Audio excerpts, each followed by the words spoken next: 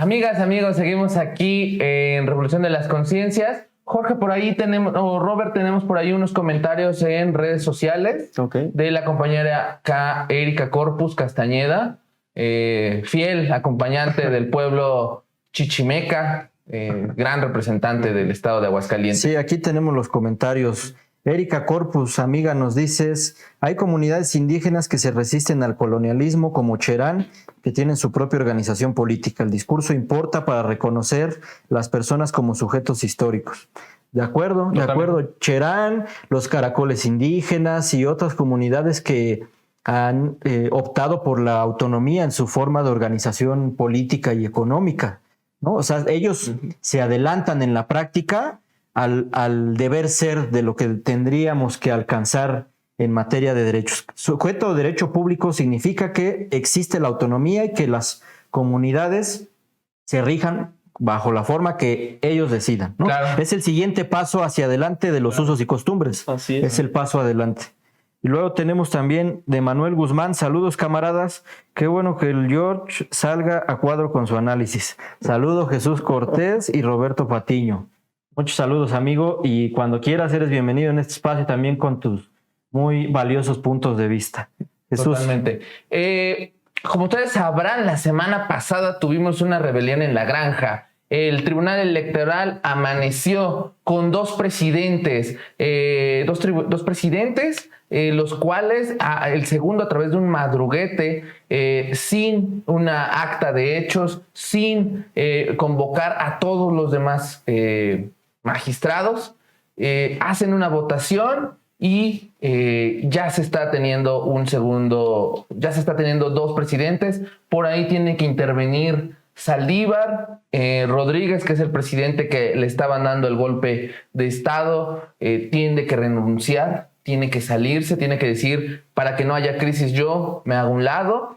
¿Y qué significa todo eso? Y voy a empezar con Jorgito, porque hace rato empecé contigo, Robert. Sí. Jorge, ¿cómo viste toda esta situación? Pues mira, es preocupante. Teóricamente, discursivamente ya está resuelta la situación. Sí. Ya los actores ya han declarado que la crisis se ha arreglado, que ya todos son amigos nuevamente, que todos ya se llevan muy bien. Ya se arregló porque te sacamos. Pero el tema es importante. El presidente José Luis Vargas, que era el presidente que estaba en ese momento de la crisis, presidiendo al tribunal, ha sido muy fuertemente criticado y acusado de corrupción por diversos periodistas.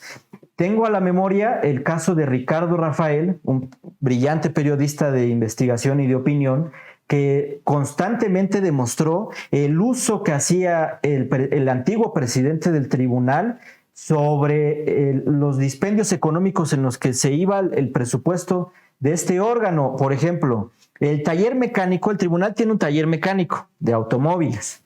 El taller mecánico del tribunal estaba dispuesto para arreglar, para mantener y mejorar vehículos de colección, vehículos antiguos de colección que tiene este señor, por ejemplo. O sea, se le da un uso privado a los recursos públicos, porque este taller mecánico del tribunal es para las unidades que pertenecen al tribunal, las camionetas, los automóviles y las motocicletas. Y este señor ocupaba esos recursos para su bien privado. También salió el escándalo de los gastos en alimentación, en restaurantes carísimos, en los que se dispendiaba este señor en toda la ciudad. O sea, el diario comía en un restaurante pomposo, de lujo, con cuentas exorbitantes, con cargo al erario público, claro, porque no lo pagaba con su salario, que ya de por sí es un salario que nadie en este país tiene, ¿verdad? Pero estos son algunos solo como botones de muestra de los casos en los que ha sido señalado por corrupto. Y en el tribunal, al interior del tribunal también, ya existía una fuerte presión de los demás miembros de este órgano colegiado sobre su actuar y su conducción en materia de la presidencia del Tribunal Electoral. Robert.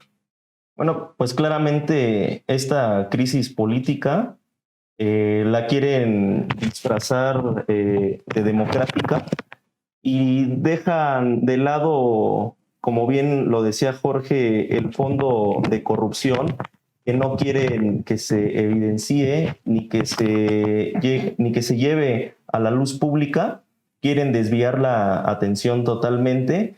Y ahorita es un poco acertado que uno de los contendientes se quite para que no haya, pues vaya, la crisis no crezca y no haya un problema a la hora de que continúe con las labores al estar emitiendo los fallos, y que las instrucciones de las diferentes ponencias pues igual no se vean detenidas. Esto por un tema de practicidad, pero en el trasfondo no hay una solución, porque no es el procedimiento para que ahorita el presidente que se va, entonces ahora el que se propuso ese quede vigente. Ese no es el procedimiento y no es la forma en que se tiene que desahogar un problema de esta índole. Lo quieren, insisto, lo quieren disfrazar de una parte democrática en donde internamente estas personas, los magistrados, deciden quién sea el que presida, pero en realidad así no es como se lleva a cabo, y esto va a generar pues una crisis no solamente política, sino va a generar una crisis alrededor de los diferentes asuntos en materia electoral que se llevan ahorita a cabo y que están todavía por desahogarse. Claro, justamente yo creo que ese es uno de los grandes temas por los que hay que decir que el Tribunal Electoral está en crisis. ¿Cómo tienes certeza de un proceso si los que tienen que hacer respetar estas reglas electorales no pueden seguir sus propias normas de elección y de compromiso democrático, que es, si a ti te eligen una temporada, tú tienes que terminar esta temporada. Y si no hay otro marco para que tú puedas ser retirado de eso, tienes que terminar tu proceso. Eso es una de las características de los procesos democráticos y de un demócrata. Aceptar resultados y aceptar muchas veces esos tiempos estipulados con los que fuiste electo, y si no hay otra forma en la cual se te retire que no sea a través de procesos democráticos, se acepta. Ese es uno. Y la otra es que a partir del propio viernes ya empiezan a salir dictámenes. Y dictámenes, por ejemplo, muy curiosos como el del Distrito 3, donde se quita una candidatura, una diputación al partido Morena, y se le da a Acción Nacional. Y por ahí ya hay algunos comentarios que han estado saliendo donde se ha argumentado que este nuevo presidente y esta nueva dinámica del tribunal tiene un tinte político. Robert, ¿cómo lo ves?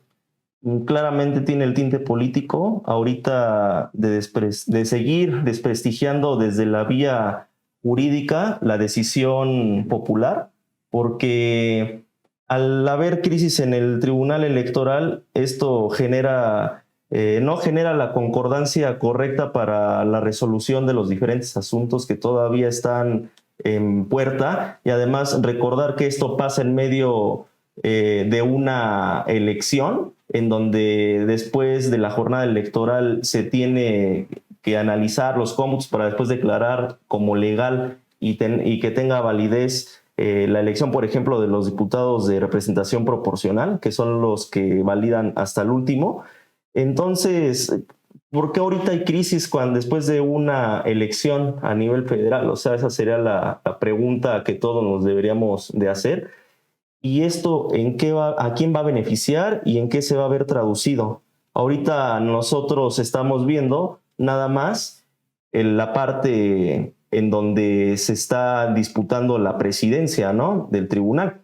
Pero de ahí para abajo, esto genera una inestabilidad jurídica, porque en las instrucciones de las diferentes ponencias, pues no hay claridad, porque las resoluciones, entonces, ¿quién las va? O sea, ¿cómo se van a poner de acuerdo para resolver los diferentes asuntos si no sabemos quién está en la presidencia y cómo se van a resolver las diferentes instrucciones de las ponencias?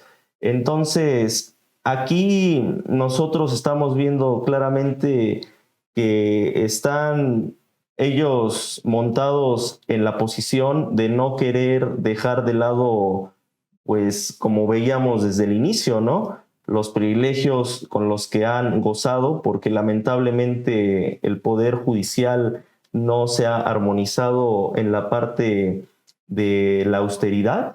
Ellos han seguido teniendo sueldos altísimos y ellos, por lo que vemos, no están dispuestos a ceder. acordémonos, los diferentes magistrados que se amparaban cuando llegó la ley republicana de austeridad, en donde se decía que nadie podía ganar más que el titular del Ejecutivo. Yo creo que por ahí va, en donde son maquinaciones con un tinte político para evitar que sus disputas internas de ellos, para no perder los privilegios con los que habían gozado, ahí se mantengan y no se vean soslayados. Y además ahorita con lo que mencionabas de la diputada de Morena, Gabriela Jiménez. Gabriel. Ajá, porque en realidad pues ella fue electa. Entonces ahorita con esta nueva resolución están dándole la victoria a uno de los candidatos de la alianza del PRIAN. Entonces, pues aquí vemos de qué lado está el Tribunal Electoral. Claro. Si no fuera porque hay victorias contundentes, ya estarían dándole, si ellos pudieran, toda la Cámara a la alianza. Quitaban a Clara Brugada. Jorge. Bueno, también habría que mencionar que parte ya en lo político, fuera de los hechos que ya platicamos de que sacaron al ministro, a José Luis Vargas, después llegó Reyes Rodríguez, que también fue muy cuestionado, porque Reyes Rodríguez fue secretario de la presidencia de la República en la época de Felipe Calderón, relacionado con Felipe Calderón, o sea, mejor, ese es impresentable, de él ni hablamos, y ahora el nuevo electo bajo este procedimiento dudoso, que es Alfredo Fuentes, con el que supuestamente ya se acalla esta crisis. Pero esta crisis ya viene de tiempo, o sea, no es de ahorita. Esta crisis viene porque diversos actores políticos con rangos importantes de decisión en el país se han involucrado a favor de uno u otro miembro del Tribunal Electoral para favorecer ciertos intereses. O sea, antes de que llegara el Morena al poder, el PRI y el PAN tenían un juego constante con los miembros del tribunal para que sentencias que les fueran favorables a intereses particulares de ciertos dirigentes de estos partidos, ni siquiera a favor del partido en su conjunto, sino de ciertos dirigentes en lo específico, se vieran favorecidos. Y esta práctica desafortunadamente no ha sido erradicada. No ha sido erradicada y tenemos el mejor ejemplo con la elección interna de Morena. Así es. Tuvimos una crisis, lo recordaremos todos, de 2 años, en la que el tribunal constantemente estaba interviniendo en la capacidad propia de Morena de decidir para renovar su presidencia y su secretaría general. Se intervino hasta la cocina, se metió a todo. Se inventó un mecanismo de elección que no existe en los estatutos de Morena, que no existe para renovar sus órganos internos. Les imponen una encuesta y no suficiente con eso. En la encuesta también está jugando, constantemente interpretando esta encuesta, o sea, se saca unos chicharrones y después de que saque esos chicharrones los revienta a su modo y se los avienta hecho polvo a los actores involucrados y les dice, eso es lo que ustedes se tienen que comer. Literalmente en la resolución me acuerdo que decía eso, se implementa un método que no existe, así literalmente decía que no existe en los estatutos de Morena. Y ahí es donde ya nos aventan el tema de la encuesta, pero literalmente así decía que no existe. O sea, ¿cómo es posible que resuelvan así con algo que no existe? Con algo que no existe, porque el tribunal está para interpretar la ley en materia electoral y para interpretar los estatutos de los partidos para garantizar los derechos de las personas, ni siquiera los derechos de los militantes, los derechos de cualquier persona, el derecho político para pertenecer en un partido, para participar en sus actividades y en su momento para buscar una representación política. Perdón, Jesús. Me parece que para ir cerrando, porque ya nos hemos estado extendiendo un poquito, parece que el Tribunal Electoral es una institución que no resistió la fragua política. Demasiados actores entraron, demasiados actores metieron la mano y esto creó sin duda una inestabilidad. O sea, un organismo tan, vamos a decirlo, tradicional como el Tribunal Electoral, con que siempre se disputaba entre una o dos fuerzas, cuando llegan demasiadas fuerzas y cuando hay demasiados magistrados ahí responsables de otras fuerzas políticas, representando a varias fuerzas políticas. Creo que se creó un entramado que el propio tribunal no resistió. Se creó una crisis que no viene de ahorita, viene desde hace mucho tiempo, y este es el resultado. Y es un resultado peligroso porque no da certeza a otros poderes, ¿no? Si al Tribunal Electoral ya le salió esto, ¿qué me dice que no va a pasar en otros órganos? No, y más que eso, o sea, el problema es que otros poderes, ya como poder, intervinieron en las decisiones del tribunal. O sea, aquí no estamos para ventilar a nadie porque, Claro. porque pues eso se lo dejamos a los programas de chismes que también andan ahí en las redes sociales, pero poderes responsables de oficinas de gobierno de altos niveles cabildeaban en favor de una o de otra cosa en beneficio de sus propios intereses, y esto quiebra el tribunal. O sea, tiene que intervenir ahora políticamente por debajo de la mesa el presidente de la Suprema Corte de Justicia de la Nación, el ministro Saldívar, para controlar la crisis del tribunal. O sea, esto es un escándalo. No puede ser posible que un órgano constitucional de esta naturaleza, tan importante, porque es quien define en última instancia quién ganó y quién perdió una elección de todo el país, tenga esta crisis primero tan secreta, porque pareciera que son las peleas escondidas que vemos nosotros en las series, que vemos en House of Cards o que vemos en Juego de Tronos, ahí todos especulando desde el hoyo para ver a quién me friego. O sea, tenemos casi este tipo de conflicto en el Tribunal Electoral y no puede ser, porque tenemos instituciones, esta institución define cosas muy importantes y no podemos estar con esos juegos absurdos que pertenecen también a otra época. Exacto, además no llega al nivel de juristas, porque, o sea, ¿cómo es posible que no lleven a cabo los procedimientos para la elección de un presidente y que además pongan en riesgo la elección a nivel federal y las que hubieron a nivel local, que llegan hasta los niveles en que ellos tengan que resolver? Porque dejan en estado de indefensión a la ciudadanía. O sea, claro. Después de ahí, ¿qué sigue? Si hubiera otra instancia en materia electoral y nos lo saltamos, bueno, pues hay que se queden con su bronca, pero al ser ellos quienes deciden, y como se dice en derecho la última ratio, o sea, dejan en estado de indefensión a la ciudadanía, a los votantes que decidieron por alguno de los candidatos o partidos, ya dejando de lado las pasiones políticas, dejan estar en indefensión.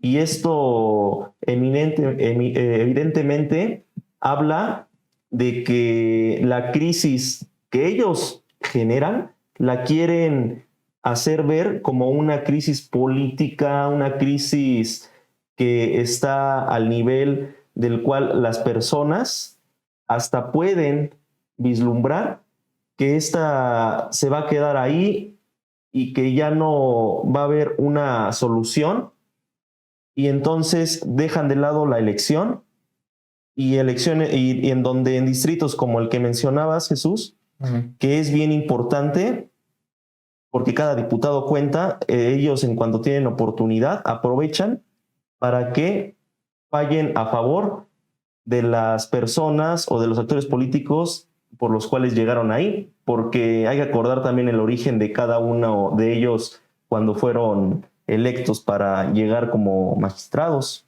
porque todos provienen de un partido, no es que sean tan objetivos e imparciales. Claro, totalmente.